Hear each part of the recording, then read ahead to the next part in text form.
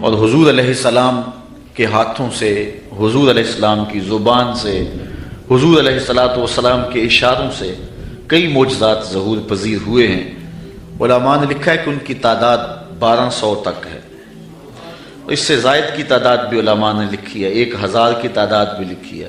بہرحال حضور علیہ السلام کو اللہ تعالیٰ نے سراپا معجزہ بنایا، جدھر انگلی اٹھتی کائنات اسی طرف ہوتی، قطرے کو سمندر ذرے کو ستارہ کرتے ہیں، کونین کو خم آ جاتا ہے جب زلف سنوارا کرتے ہیں۔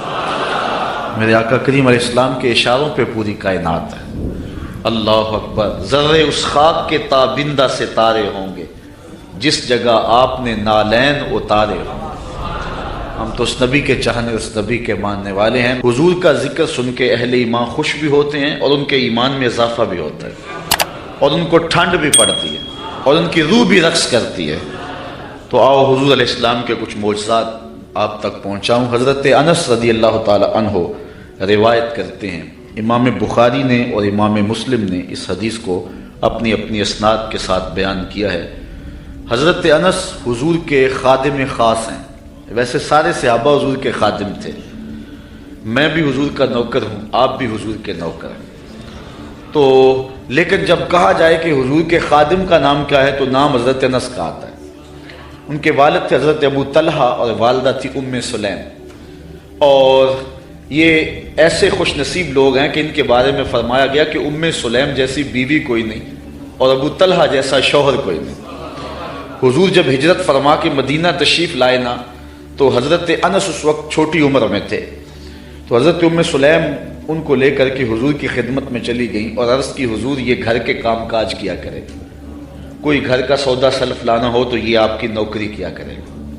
پھر حضور حضرت انس سے بے پناہ محبت کیا کرتے، کبھی انس کہتے، کبھی انیس کہتے، کبھی یا ذل اذنین، او دو کانوں والے، کبھی یوں پیار کرتے۔ کہتے ہیں ایک بوٹی تھی نمکین، تو میں پہاڑوں سے کاٹ کے لاتا تھا اور اپنے ہم عمر بچوں کو دیتا، اس بوٹی کا نام حمزہ تھا۔ حضور نے مجھے ایک دن دیکھا اور فرمایا یا ابا حمزہ، او ابو حمزہ۔ حضور مجھے ابو حمزہ کہہ کے بھی پکارتے، انیس بھی کہتے، انس بھی کہتے، اور مجھے یا ذل اذنین، او دو کانوں والے، یہ کہہ کے بھی پکارتے تھے۔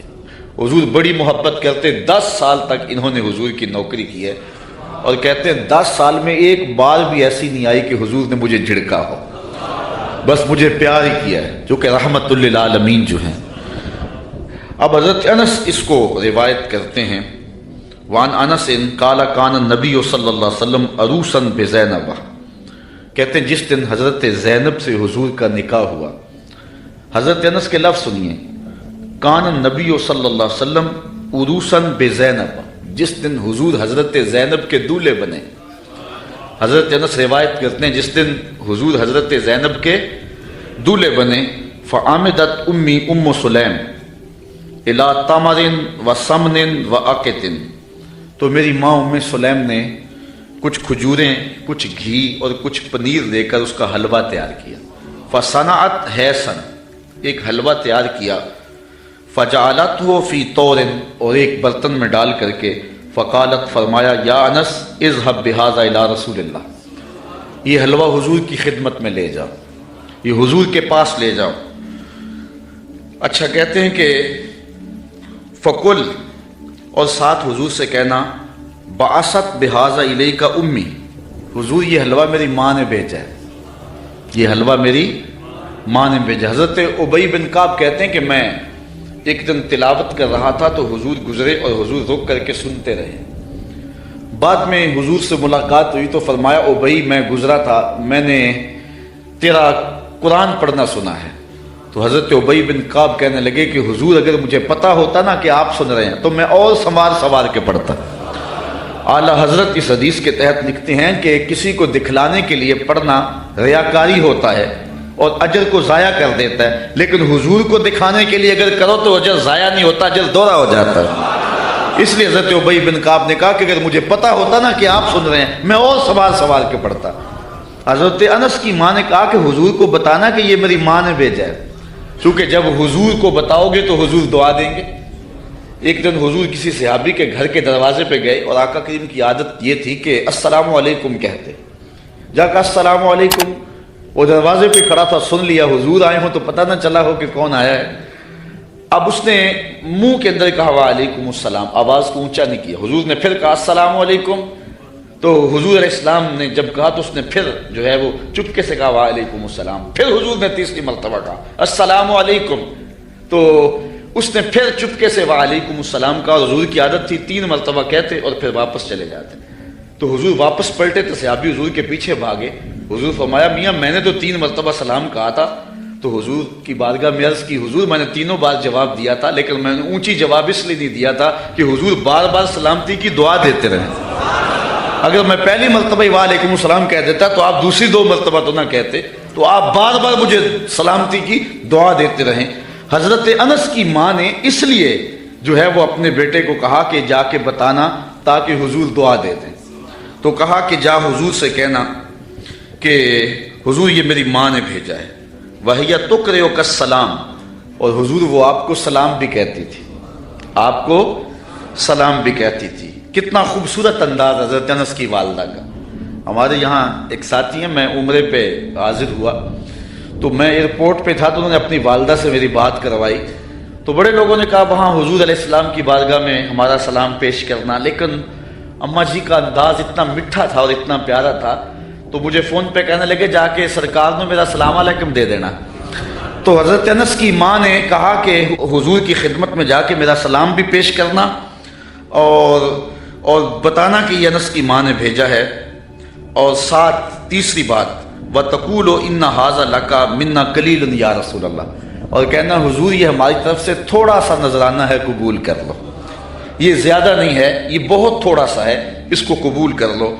کہتے ہیں میں حضور کی خدمت میں حاضر ہوا، فَذَهَبْتُ فَقُلْتُ، میں حاضر ہوا، جو ماں نے کہا تھا وہ میں نے کہہ دیا۔ 3 باتیں ماں نے کہی تھی، ایک کہنا کہ حضور میری امی نے بھیجا ہے، دوسرا کہ حضور آپ کو سلام بھی کہتی تھی، اور تیسرا کہ کہتی تھی کہ حضور یہ ہماری جانب سے تھوڑا سا ہے۔ تو حضور کی خدمت میں جا کے میں نے کہہ دیا، فقال داہو، حضور نے فرمایا رکھ دو۔ ثم قال، پھر کہا اذهب فدع لی فلانا و فلانا و فلانا، پھر فرمایا اٹھو فلاں کو بلا لاؤ، فلاں کو بلا لاؤ، فلاں کو بلا لاؤ۔ رجالا سماہم، حضور نے بہت سارے لوگوں کے نام بتائے کہ جاؤ فلاں کو بھی بلا کر کے لاؤ، فلاں کو بھی بلا کر کے لاؤ، اور پھر فرمایا وَدْعُ لِي مَنْ لَقِيتَ، اچھا جو بھی ملے اس کو بھی دعوت دے آنا۔ کچھ لوگ نام بنام بتائے کہ ان کو تو جا کے بلا کے لاؤ نا، اور ان کو پیغام میرا دے کے آؤ، اور پھر کرنا راستے کے اندر اگر تمہیں کو ملے تو اسے بھی کہہ دینا کہ تیری حضور کے گھر دعوت ہے۔ اچھا حضرت انس رضی اللہ تعالیٰ عنہ فرماتے ہیں کہ میں چلا، فدعوت من سما ومن لقیت، جو حضور نے نام بتائے تھے میں نے جا کے ان کو بھی کہا، اور جو راستے میں ملا میں نے اسے بھی کہا، اور میاں تجھے حضور بلا رہے ہیں، حضور کے گھر میں تیری دعوت ہے۔ فرجعت فائز البیت غاص باہلہ، کہتے جب میں واپس پلٹا نا تو حضور کا ویڑا لوگوں کے ہجوم سے بھرا ہوا تھا۔ یار کوئی منسٹر دعوت دے کہ بیٹے کی شادی ہے آنا تو لوگ پھولے نہیں سماتے، بتاتے پھرتے آج میں بڑا مصروف ہوں، میاں آج کیا ہے جی؟ آج میں نے شادی پہ جانا ہے۔ یار جس کو منسٹر بلائے، جس کو ایم پی اور ایم این اے بلائے، وہ تو خوشی سے پھولا نہ سمائے کہ آج فلاں گھر میری دعوت ہے، پھر ان کی خوشی کا عالم کیا ہوگا جن کی دعوت محمد عربی کے گھر میں تھی۔ تو کہتے جب واپس پلٹا تو گھر بھرا ہوا تھا لوگوں سے۔ اچھا تابعی نے جس نے حضرت انس سے روایت سنی اس نے کہا فقلت لانس، میں نے انس سے کہا، قیل لانس، حضرت انس سے کہا گیا اعدادکم کم کان، کہ لوگ تھے کتنے جن لوگوں سے گھر بھرا ہوا تھا، ان کی تعداد کوئی اندازہ ہے؟ حضرت انس کہنے لگے 300 کے قریب ہوں گے لوگ۔ میں ایسے گیا اور ایسے پلٹ کے آ گیا، اور جب واپس آیا تو 300 لوگوں سے حضور کا گھر بھرا ہوا تھا۔ اب آقا کریم علیہ السلام نے فرمایا، حضرت انس کہتے ہیں فرأیت النبی صلی اللہ علیہ وسلم وضع یدہ علی تلک الحیصہ، کہ حضور نے اپنا دست برکت اس پیالے پہ رکھ دیا، اس حلوے پر اپنا دست شفا، دست نور، دست برکت، دست رحمت اس پیالے پر رکھ دیا، اور وتکلم بما شاء اللہ، اور جو اللہ نے چاہا وہ حضور نے پڑھا، ہاتھ رکھا، کھانے کو سامنے رکھا، اور پھر جو اللہ نے چاہا حضور نے وہ تلاوت کی۔ اللہ اکبر۔ اب کوئی ضد کرتا ہے کہ میں سامنے کھانا نہیں رکھنا تو نہ رکھے، اس کی مرضی، لیکن حدیث یہی ہے کہ حضور علیہ السلام نے سامنے رکھا، ہاتھ بھی رکھا اور جو اللہ نے چاہا پڑھا بھی حضور نے۔ اچھا پھر اس کے بعد کیا کیا؟ ثم جعل یدعو عشرۃ عشرۃ یاکلون منہ، فرمایا 10 آتے جاؤ، 10 آتے جاؤ، 10 لوگ آتے گئے۔ ویقولو، اور حضور علیہ السلام ان کو فرماتے تھے، لہم ان کو، اذکر اسم اللہ ولیاکل کل رجل مما یلیہ، کہ ہر شخص اللہ کا نام لیتا جائے اور اپنے سامنے سے کھاتا جائے۔ قال فاکلوا حتی شبعوا، کہتے ہیں کہ لوگ کھا گئے حتیٰ کہ رج گئے۔ فخرجت طائفۃ ودخلت طائفہ، ایک گروہ جاتا دوسرا آ جاتا۔ حتی اکلوا کلہم، یہاں تک کہ سب نے ایک پیالے سے کھانا کھا لیا۔ قال لی یا انس ارفع، حضور نے مجھے کہا انس، جب سب لوگ کھا چکے تو حضور فرمایا انس پیالہ اٹھا لو، یہ برتن اٹھا لو۔ فرفعتو، کہتے ہیں میں نے وہ برتن اٹھا لیا۔ اب آگے حضرت انس کی سنیے، کہتے ہیں فما ادری ہینا وضعت اکثر ام ہینا رفعت، حضرت انس کہتے ہیں میں فیصلہ نہیں کر سکتا کہ جب میں نے پیالہ رکھا تھا حلوہ اس وقت زیادہ تھا یا جب اٹھایا تھا اس وقت زیادہ تھا۔ حضور علیہ السلام کا ایک اور معجزہ سنیے۔ حضرت ابو ہریرہ رضی اللہ تعالیٰ عنہ روایت کرتے ہیں، ہمارے ادھر ایک مولوی صاحب ہوا کرتے تھے، سیدھے سادھے بھولے بالے، درس نظامی تو نہیں پڑھے تھے لیکن حضور کے ساتھ پیار بڑا رکھتے تھے، اللہ ان کی مغفرت فرمایا، فوت ہو چکے ہیں۔ تو کسی نے ان سے پوچھا کہ حضرت ابو ہریرہ کو ابو ہریرہ کیوں کہتے ہیں، حضرت ابو ہریرہ کو ابو ہریرہ کیوں کہتے ہیں؟ تو انہوں نے جواب دیا، کہنے لگے کہ ابو ہریرہ کو ابو ہریرہ اس لیے کہتے ہیں کہ وہ ہر ویلے حضور کے پاس رہتے تھے۔ ابو ہریرہ کو ابو ہریرہ اس لیے کہتے ہیں کہ وہ ہر ویلے حضور کے پاس رہتے۔ اس کا سبب تو اور ہے لیکن چلو آج یہی ترجمہ کر لیتے ہیں کہ حضرت ابو ہریرہ ہر ویلے حضور کے پاس ہی رہتے تھے اور ان کے مقدر کہ وہ حضور کے پاس رہتے تھے۔ اچھا، حضرت ابو ہریرہ رضی اللہ تعالی عنہ اصحاب صفہ میں سے ہیں، اسلام کی پہلی یونیورسٹی صفہ اس کے طالب علم ہیں، اور حضور سے بلا تعین اوقات انہوں نے پڑھا ہے، اور آقا کریم نے ان کے سینے کے اندر علم کوٹ کوٹ کے بھر دیے۔ کہتے ہیں میں بہت کچھ سنتا تھا بھول جاتا تھا، پھر ایک عرض کی انی اسمع منک حدیثا کثیرا، بہت کچھ سنتا ہوں لیکن یاد نہیں رہتی۔ فرمایا ابسط ردا کا یا ابا ہریرہ، چادر بچھا لو۔ پھر چادر بچھی تو حضور نے یوں کو شے ڈال دی، فرمایا سمیٹو سینے سے لگاؤ۔ کہتے ہیں سینے سے لگایا پھر بھول نہیں سکا۔ حضرت ابو ہریرہ نے حضور علیہ السلام سے کثرت کے ساتھ احادیث امت کو پہنچائی۔ اصحاب صفہ میں تھے، کوئی شخص خدمت کر جاتا، کوئی گھر میں چیز کسی نے تیار کی دے جاتا، کھا لیتے، بھوک بھی کاٹتے۔ کہتے ایک دن ایسا تھا کہ اتنی بھوک لگی کہ کھانے کے لیے کچھ نہ تھا اور میری کمر بھی سیدھی نہیں ہو رہی تھی۔ میں مسجد نبوی کے ایسے زاویے میں جا کے بیٹھ گیا جہاں لوگوں کا گزر ہوتا تھا۔ میرا خیال یہ تھا کوئی گزرتا گزرتا مجھے دیکھے گا اور میرے چہرے پر بھوک اور پیاس کے آثار دیکھے گا تو کوئی میری ضیافت کرے گا اور میری کمر سیدھی ہو جائے گی، لیکن جو بھی آتا سلام لے کے گزر جاتا، کسی نے اس پہ غور نہ کیا۔ خیر حضرت عمر رضی اللہ تعالیٰ عنہ آئے تو میں نے ان سے قرآن مجید کی کسی آیت کے بارے میں پوچھا۔ میرا خیال تھا کہ یہ آیت بھی بتائیں گے اور ساتھ میرے سے ہم کلام بھی ہوں گے اور میرے اندر کی کیفیت جان جائیں گے۔ انہوں نے مجھے آیت بتائی اور جلدی سے چلے گئے۔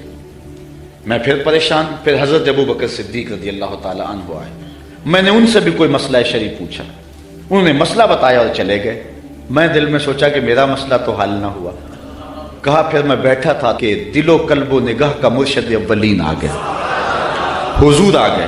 میں نے حضور سے بھی کوئی مسئلہ پوچھا، حضور نے میری جانب غور سے دیکھا اور پھر مسکرا پڑے اور کہا ابو ہریرہ بھوک لگی ہوئی ہے؟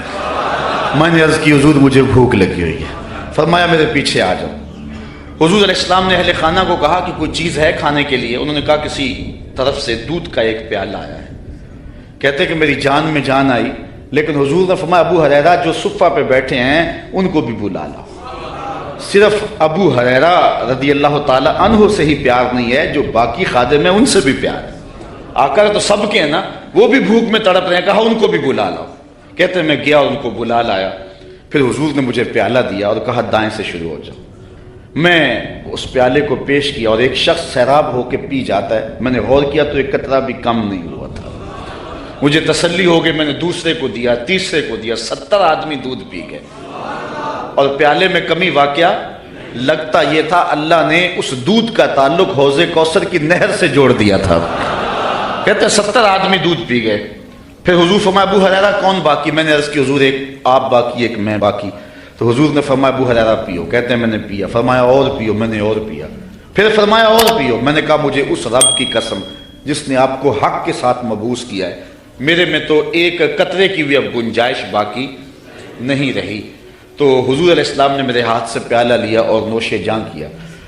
اعلیٰ حضرت فرماتے ہیں ہاں جناب ابو ہریرہ کیسا تھا وہ جام شیر؟ ہاں جناب ابو ہریرہ کیسا تھا وہ جام شیر جس سے 70 صاحبوں کا دودھ سے منہ بھر گیا۔ 70 آدمی دودھ کے ایک پیالے کو پی گئے۔ میرے استاذ المکرم قبلہ مفتی حبیب اللہ صاحب رحمۃ اللہ تعالی علیہ فرمایا کرتے تھے کہ ایک پہلو تو یہ ہے کہ دودھ کا ایک پیالہ 70-72 آدمیوں کو کافی ہو گیا۔ ذرا تھوڑا سا ادھر بھی غور کرو کہ 2 جہاں کا سردار ہے، 71 آدمیوں کا جوٹا پی رہا ہے۔ یہ پہلو بھی تمہارے پیش نظر رہنا چاہیے کہ 2 جہاں کا سردار ہو کے اتنے آدمیوں کا جوٹا پی رہا ہے۔ اللہ اکبر۔ آئیے حضور علیہ الصلوۃ والسلام کہ ایک اور معجزہ کو سنتے ہیں اور اپنے ایمان کو تازہ کرتے ہیں۔ حضرت جابر رضی اللہ تعالی عنہ روایت کرتے ہیں، کہتے ہیں حدیبیہ کے مقام پہ آقا کریم وضو کرنے لگے تو لوگ اکٹھے ہو گئے۔ فرمایا کیا ماجرا ہے؟ عرض کی کہ حضور پانی نہیں ہے، تو اس لیے لوگ جو ہیں وہ پیاس سے تڑپ رہے ہیں۔ تو آقا کریم علیہ السلام نے جو ہے وہ کوزے کے اندر اپنا دستے برکت ڈال دیا۔ اب سنو حدیث کے لفظ، یہ بھی بخاری شریف کی روایت ہے۔ فوضع النبی صلی اللہ علیہ وسلم یدہ فی الرکوہ، حضور علیہ السلام نے اس کوزے میں اس برتن میں اپنا دست شفا ڈال دیا۔ فجعل الماء یفور بین اصابعہ کامثال العیون، حضور کی انگلیوں سے پانی یوں پھوٹتا تھا جس طرح چشمے نکلتے تھے، یوں پانی پھوٹ رہا ہے۔ قالا فشربنا وتوضانا، کہا کہ ہم نے پانی پیا بھی اور وضو بھی کیا۔ قیل لجابر کم کنتم، راوی نے حضرت جابر سے بھی پوچھا کتنے کو لوگ تھے تم؟ قالا لو کنا 100,000 لکفانا، کہا لاکھ بھی ہوتے تو کافی تھا، لاکھ بھی ہوتے تو کافی تھا۔ کنا 15 لیکن ہم تھے جو ہیں وہ 1500، لیکن اگر وہ لاکھ بھی ہوتے تو وہ پانی کم نہ پڑتا۔ یہاں اعلیٰ حضرت کا اسلوب پھر دیکھیے، آپ فرماتے انگلیاں ہیں فیض پر، ٹوٹے ہیں پیاسے جھوم کر۔ انگلیاں ہیں فیض پر، ٹوٹے ہیں پیاسے جھوم کر، ندیاں پنجاب رحمت کی ہیں جاری واہ واہ، ندیاں پنجاب رحمت کی ہیں جاری واہ واہ۔ حضرت انس روایت کرتے ہیں، قال نعى النبی صلی اللہ علیہ وسلم زیدا وجعفرا وابن رواحہ للناس قبل ان یاتیہم خبرہم، جنگ موتا پر حضرت نبی رحمت صلی اللہ علیہ وسلم نے صحابہ کو روانہ کیا۔ یہ 8 ہجری کو جنگ ہوئی ہے، مسلمانوں کی تعداد صرف 3000 اور ہرکل کے سپاہیوں کی تعداد 1 لاکھ۔ 3000 1 لاکھ کے مقابلے میں آئے۔ شام میں یہ جنگ گمسان کی لڑی جا رہی ہے، جنگ وہاں ہو رہی ہے اور حضور ہیں مدینے میں، اور آقا کریم یہاں بیٹھ کے جنگ کے واقعات سنا رہے ہیں، جنگ کے واقعات سنا رہے ہیں۔ تو حضور نے ارشاد فرمایا کہ اخذ رایۃ زید فاصیب، فرمایا جھنڈا اب حضرت زید نے پکڑ لیا، جھنڈا لشکر اسلام کا حضرت زید نے پکڑا ہے۔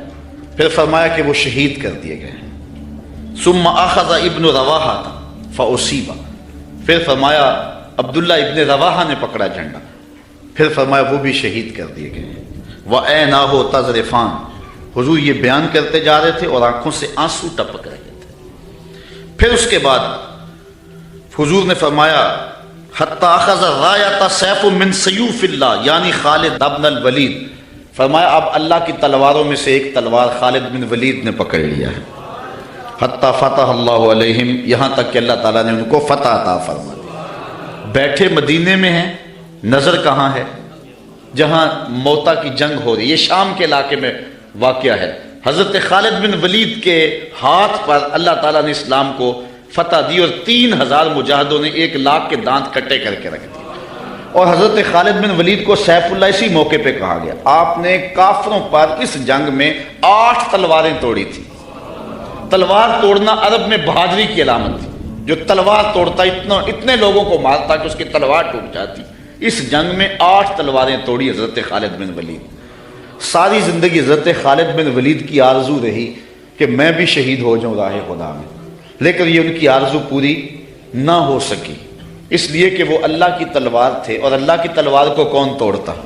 اس لیے حضرت خالد بن ولید رضی اللہ تعالیٰ عنہ ساری زندگی جو ہے وہ کسی جنگ کے اندر بھی نامراد نہیں ہوئے اور ناکام نہیں ہوئے. ایک موقع پر جبلہ بن احم کے مقابلے میں حضرت خالد بن ولید تھے. اس معاملے میں مسلمانوں کی پسپائی ہوئی. حضرت خالد بن ولید کو حضرت رافع بن عمر طائی نے کہا کہ اب ہماری قضا آ گئی. ان کا ایک افسر انہوں نے مارا اور انہوں نے یک بارگی حملہ کر دیا. مسلمانوں کی تعداد تھوڑی تھی. حضرت رافع بن عمر طائی نے کہا کہ اب ہماری موت آ گئی، اب ہماری قضا آ گئی. حضرت خالد بن ولید نے کہا کہ واقعی مجھے بھی یوں ہی لگتا ہے، چونکہ میں کسی جنگ میں ناکام نہیں ہوا اور پسپا نہیں ہوا، لیکن آج ہم پسپا ہو رہے ہیں. اس کی ایک وجہ ہے کہ حضور علیہ السلام کے مبارک بال میرے پاس تھے اور میں ٹوپی میں سیے ہوئے تھے اور ہر جنگ میں میرے ساتھ ہوتے تھے. آج میں ٹوپی گھر بھول آیا اور یہ مصیبت جو ہمارے اوپر پڑی ہے اس لیے کہ میرے پاس آج وہ حضور علیہ السلام کے معجز نما بال جو ہیں آج وہ موجود نہیں ہیں.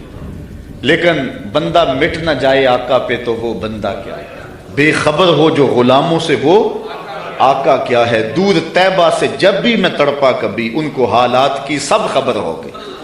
حضور حضرت ابو عبیدہ کو خواب میں ملے اور فرمایا خالد پہ مشکل بنی اور تم یہاں سو رہے ہو. وہ فوراً اٹھے اور اعلان کروا دیا، کہا جلدی تیار ہو جاؤ، حضرت خالد کی مدد کو پہنچنا ہے. راتوں رات لشکر تیار ہوا اور حضرت خالد بن ولید رضی اللہ تعالی عنہ کی مدد کے لیے لشکر چل پڑا. انہوں نے دیکھا کہ ایک نقاب پوش سوار ہے جو لشکر سے ہٹ کر کے چل رہا ہے. امیر لشکر نے کہا کہ ذرا اس شخص کو دیکھو یہ کون ہے، کوئی جاسوس نہ ہو. جب مجاہد اس کے پاس گئے اس نے کہا کہ پیچھے ہٹ جاؤ، میں کوئی غیر نہیں ہوں، میں حضرت خالد بن ولید کی بیوی ہوں. جب حضرت ابو عبیدہ نے اعلان کروایا نا کہ تیار ہو جاؤ کہ خالد پہ مشکل آ گئی ہے، تو میں نے سوچا کہ اللہ کے شیر پہ کبھی مشکل آئی تو تھی نہیں، یہ کیا ہو گیا. تو میں نے غور کیا تو ان کی ٹوپی گھر رہ گئی تھی. تو میں نے ٹوپی لی، میں ان کو ٹوپی دینے جا رہی تھی. لشکر کے ساتھ ساتھ حضرت خالد بن ولید کی اہلیہ بھی چلتی رہی. حضرت خالد بن ولید ادھر محاذ پہ ڈٹے ہوئے. اچانک حضرت خالد بن ولید کیا دیکھتے ہیں کہ ایک جانب سے اللہ اکبر کی آواز آئی اور 5-6 مجاہد ہیں جو دشمن کے لشکر کو پیچھے دھکیل رہے ہیں، اور اس میں ایک نقاب پوش مجاہد بھی ہے. حضرت خالد بن ولید نے گھوڑے کو ایڑ لگائی اور جا کے اس کے قریب کھڑے ہو گئے.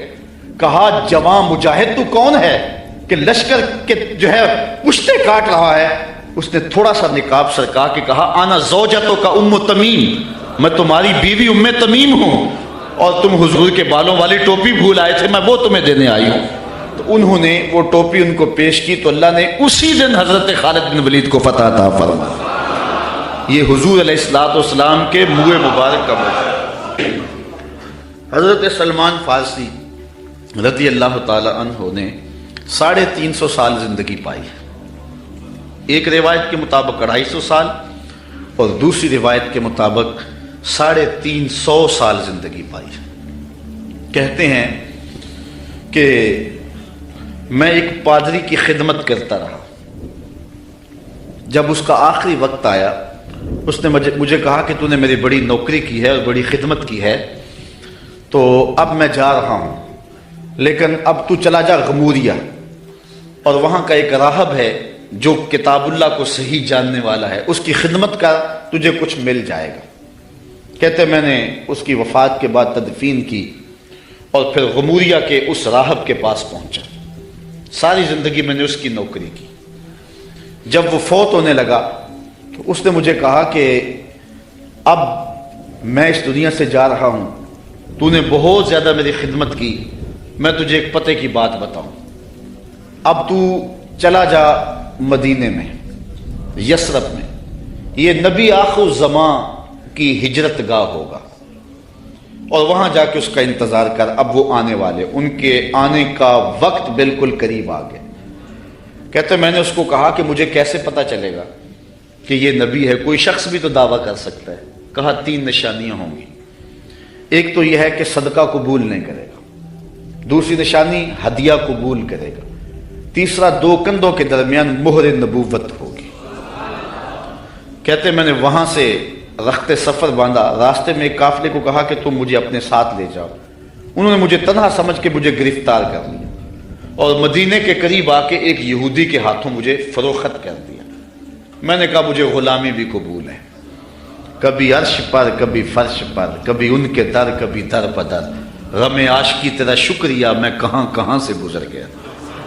کہتے ہیں ایک دن میں اس یہودی کے باغ میں کام کر رہا تھا اور کھجوریں توڑ رہا تھا کہ مدینے کی گلیوں میں طلع البدر علینا کی آوازیں آنے لگی۔ چھلانگ لگائی اور دوڑ لگا دی۔ یہودی نے سمجھا کہ میرا غلام بھاگ گیا، اس نے بھاگ کر کے پکڑ لیا۔ حضرت سلمان فارسی کہنے لگے کہ میاں میرا جسم تیرا ہی غلام ہے لیکن دل کسی اور کا ہے۔ تو پھر میں حضور کی خدمت میں کچھ کھجوریں پیش کی تو فرمایا ہم نبی ہیں، ہم صدقہ نہیں لیا کرتے۔ میں نے کہا حضور صدقہ نہیں ہے، ہدیہ ہے، تو حضور نے قبول فرما لیا۔ 2 نشانیاں پوری ہو گئیں، اب تیسری نشانی کا انتظار۔ حضور مہر نبوت کو چھپا کر کے رکھتے تھے، میں طاق میں رہتا تھا۔ ایک دن ایک جنازے میں حضور تشریف لائے، میں تھوڑا سا حضور کے پیچھے ہوا تو آقا کریم علیہ السلام نے اپنی چادر مہر نبوت سے ہٹا دی۔ فَأَلْقَى إِلَيَّ رِدَاءَهُ، اپنی چادر میری جانب پھینک دی۔ وَقَالَ انظر إِلَى مَا أُمِرْتَ بِهِ، جو تجھے بتایا گیا دیکھ لے، جو ڈھونڈ رہا ہے وہ دیکھ لے۔ فَرَأَيْتُ الْخَاتِمَ بَيْنَ كَتِفَيْهِ مِثْلَ بَيْضَةِ الْحَمَامَةِ، تو پھر میں نے حضور کے 2 کندھوں کے درمیان کبوتر کے انڈے کے برابر حضور کی مہر نبوت دیکھ لی اور ایمان کی دولت سے مالا مال ہو گئے۔ آقا کریم جب ہجرت مدینہ کے لیے رخت سفر باندھتے ہیں، راستے میں عاتقہ بنت خلف بن معبد نامی ایک خاتون کا گھر آیا۔ حضور وہاں رک کر کے ان کو کہا کہ اگر تمہارے پاس ہماری خدمت کے لیے کچھ ہے تو ہمیں پیش کرو۔ بھوک اور پیاس آقا کریم نے محسوس کی، حضور کے جو ساتھی بھی تھے۔ تو اس خاتون نے جس کا نام ام معبد تھا، اس نے کہا کہ لو کانا عندنا شیء ما آوزکم الکرا، ہم دیہاتی لوگ ہیں اور عرب ہیں، ہمارے ہاں مہمان آ جائے تو کوئی کسر نہیں چھوڑتے، لیکن آج اتفاق ایسا ہے کہ ہمارے گھر کچھ ہے نہیں جو آپ کی خدمت کے لیے پیش کریں۔ عرب لوگ مہمان دیکھ کر کے خوش ہوتے ہیں، پھر مہمان بھی اتنے سونے آ جائیں، لیکن بدقسمتی یہ ہے کہ اس وقت ہمارے پاس کچھ ہے نہیں جو آپ کو پیش کر سکے۔ ایک جانب ایک بکری بندھی ہوئی تھی، لاغر اور کمزور سی۔ حضور فرمایا اگر تم کہو تو اس کا دودھ دھو لیں۔ اس نے کہا اس کی ہڈیوں میں گودا نہیں، کھیری میں دودھ کہاں ہوگا، اگر یہ چلنے کے قابل ہوتی تو ریوڑ کے ساتھ نہ جاتی۔ فرمایا اگر تم اجازت دو۔ اس نے کہا مجھے کیا اعتراض ہو سکتا ہے۔ تو حضرت سیدنا صدیق اکبر نے آگے بڑھ کے بکری کو کھولا اور حضور کے سامنے کھڑا کیا۔ آقا نے دست شفا، دست رحمت اور دست برکت اس بکری کی پشت پہ رکھا۔ جو ہی حضور کا ہاتھ آیا تو اس نے جھجری لی، ٹانگیں چوڑی کر دی، اس کی کھیری میں دودھ اترایا۔ حضور علیہ السلام نے فرمایا کہ کوئی برتن لا۔ اس نے گھر کا برتن پیش کیا۔ حضور نے دودھ دعا تو جھاگ اٹھنے لگی، حتیٰ کہ گھر کے سارے برتن دودھ سے بھر گئے۔ ام معبد کے گھر کی تھالیاں بھی دودھ سے بھر گئی۔ حضور نے بھی پیا، حضور کے ساتھیوں نے بھی پیا۔ ام معبد اور گھر میں اس کا ایک بچہ تھا، اس کے پاس، اس نے بھی دودھ پیا۔ حضور علیہ السلام نے دعائے برکت دی اور چلے گئے۔ ام معبد کو حضور کا پتہ پوچھنا یاد نہ رہا، بس حضور کے حسن اور جمال میں کھو گئی اور پوچھنا یاد نہ رہا کون ہو، کدھر سے آئے ہو، نام کیا ہے۔ شام کو جب ابو معبد بکریوں کا ریوڑ لے کر کے واپس پلٹا، اس نے کچی کلی پہ نور برستے دیکھا، انوار اترتے دیکھے۔ ایک بار وہ جدھر سے گزرے ہیں نصیر، ایک بار وہ جدھر سے گزرے ہیں نصیر، 1000 بار ادھر سے بہار گزری۔ نشور وادی کا لہجہ دیکھیں، اس نے کہا چند لمحوں کے لیے ٹھہرے تھے تم جس پیڑ کے نیچے، چند لمحوں کے لیے ٹھہرے تھے تم جس پیڑ کے نیچے، سنا ہے آج تک اس پیڑ کا سایہ مہکتا ہے۔ آج تک اس درخت کے سائے سے بھی خوشبو آتی ہے جس درخت کے سائے میں چند لمحوں کے لیے آپ رکے تھے۔ ام معبد کا شوہر ابو معبد کہتا ہے کہ کیا ماجرا ہے، آج ہمارے گھر میں یہ جو رونق ہے اور یہ جو تازگی ہے اور یہ انوار اتر رہے ہیں، کیا ماجرا ہے؟ تو ام معبد کو حضور کا نام تو پوچھنا یاد نہیں رہا، اس نے اپنے طور پہ حضور کا نام رکھ لیا۔ اس نے کہا آج ہمارے گھر میں مبارک آیا تھا، آج ہمارے گھر میں مبارک آیا تھا۔ ابو معبد پوچھتا ہے کہ مبارک کیسا تھا جو سارے گھر کو روشن کر گیا، وہ کیسا تھا؟ تو ام معبد تاصف رسول اللہ صلی اللہ علیہ وسلم، ام معبد حضور کا حلیہ بیان کرتی کہتی ہے فقالت رأیت رجلا ظاہر الوضاحت، میں نے ایک ایسا شخص دیکھا ہے کہ جس کا رنگ نکھرا ہوا تھا، جس کا چہرہ چمک رہا تھا۔ حضور علیہ السلام کے رنگ کے بارے میں یہ بھی حدیث آتی ہے اظہر اللون، حضور کا رنگ جو ہے بالکل واضح اور چمکدار تھا۔ ابیض کے لفظ بھی آتے ہیں۔ ام معبد کہتی ہے رأیت رجلا ظاہر الوضاحت، میں نے ایک ایسا شخص دیکھا جس کا رنگ نکھرا ہوا تھا۔ اللہ اکبر، حدیث بہت طویل ہے۔ کسیم وسیم وفی عینیہ داج وفی اشفارہ وطف وفی صوتہ سہل احول اکحل ازج اکران وفی عنقہ سطع وفی لحیتہ کساسہ۔ کہا کیا بتاؤں، رنگ سونا تھا، ابرو ملے ہوئے تھے، پلکیں لمبی تھی، آنکھیں سرمگی تھی، گردن سراہی جیسی تھی، ہاتھ خوبصورت تھے، خاموش ہوتے تو پھر بھی وقار ہوتا۔ لیکن میں ام معبد کا صرف ایک جملہ آپ کی نظر کرنا چاہ رہا ہوں۔ ہزارہا مصنفین، نثر نگار اور شعراء اور ادبا کے سارے ادب پارے اور ساری نثر نگاریاں اور ساری انشاء پردازیاں اس کے ان دو جملوں پہ قربان۔ ام معبد نے کیا کہا، میرے شوہر میں کیا بتاؤں کہ وہ مبارک کیسا تھا، میں کیا بتاؤں وہ مبارک کیسا تھا، بس اتنی بات سن لو۔ ابہى الناس وَأَجْمَلَهُ مِنْ بَعِيدٍ وَأَحْسَنَهُ مِنْ قَرِيبٍ، وہ اتنا سونا تھا جب کوئی اس کو دور سے دیکھتا تو سونا نظر آتا، قریب آ کے دیکھتا تو اور سونا نظر آتا۔ یہ دو جملے اس کے دیکھیے، دور سے کوئی دیکھے تو پھر بھی سونا، قریب آئے تو پھر بھی۔ کچھ لوگ دور سے بھلے لگتے ہیں، قریب آئے تو نقوش میں وہ کشش نہیں ہوتی ہے۔